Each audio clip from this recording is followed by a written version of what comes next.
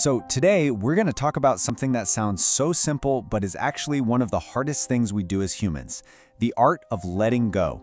Seriously, figuring out how to release what we're holding on to, that's the real key to making space for whatever is supposed to come next in our lives. But let's just start with the big question, right? The one we all ask ourselves. Why is it so ridiculously hard to let go? I mean, we've all been there, clinging to a memory, a relationship, or even just a plan for how we thought things were supposed to be, even when we know deep down it's time to move on. It's a totally universal struggle. But here's a thought. What if we've been looking at this whole thing completely backward? This quote right here, it reframes everything. See, letting go isn't an act of losing something. It's actually an act of creation. You're not emptying your life out, not at all. You're just clearing the ground so something brand new has room to grow. So why is this so critical? I mean, it's not just about feeling a little bit better. It's a really necessary part of our journey. So let's dive into this really cool idea called the wisdom of an empty hand.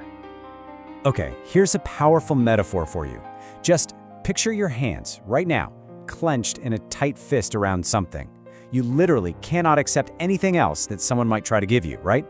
Well, that is exactly what's happening on an emotional level when we refuse to let go.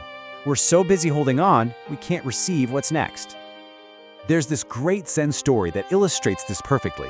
It's about a monk, and every single day he carries this really heavy jar of water up a steep mountain. So think about it for a second.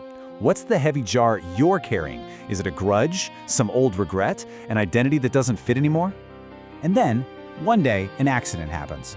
The very thing he was holding on to so tightly is just gone. The jar shatters. But here's the twist. Instead of a disaster, something really beautiful happens. The water, now that it's free, flows down and gives life to this whole part of the mountain he'd been completely blind to before. And this just nails the moral of the story, doesn't it? The release, even though it was an accident, created this totally unexpected, positive outcome. The loss wasn't just an ending. It was a transformation. It became a blessing for something else. You see, the monk's story really highlights this core conflict we all have inside us.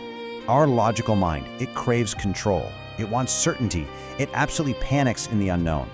But our deeper self, our soul, it thrives in that space. That's where all the growth and all the new beginnings actually happen. So the real key is to make this fundamental mindset shift. Instead of getting stuck asking, why did this happen? Why me? We can move into a place of curiosity and instead ask, okay, what is this teaching me? What can I learn from this? That one simple change is a total game changer. All right, so we get why we need to let go.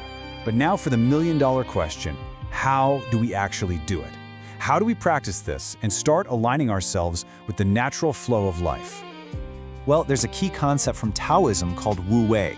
Now, it's often translated as effortless action, but that doesn't mean being lazy or just sitting around.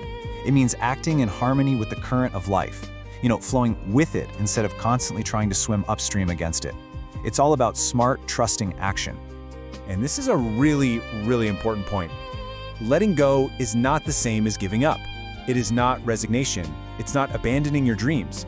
It's just releasing your death grip on one specific outcome and instead trusting that what's truly meant for you will find its way to you, maybe in a way you never, ever expected. So here's a super simple but powerful practice you can literally start today. The next time you feel that tightness, that resistance bubbling up, just pause, stop everything, take a deep breath, acknowledge the feeling is there, but without judging yourself for it. And then just quietly whisper to yourself, I release this with love. You thank it for the lesson and you let it go. A great way to think about it is like this. It's emotional decluttering. You know how you clear out a closet of clothes that don't fit anymore?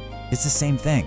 This practice helps you clear out that old emotional energy that just doesn't serve the person you are right now.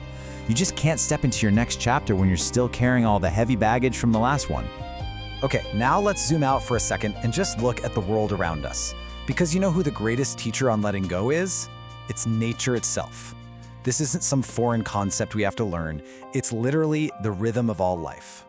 I mean, think about it. A tree doesn't freak out in autumn. It just releases its leaves so it can survive the winter and grow again in the spring. A river never tries to hold on to its water. It just keeps flowing forward. This effortless cycle of release and renewal is absolutely everywhere.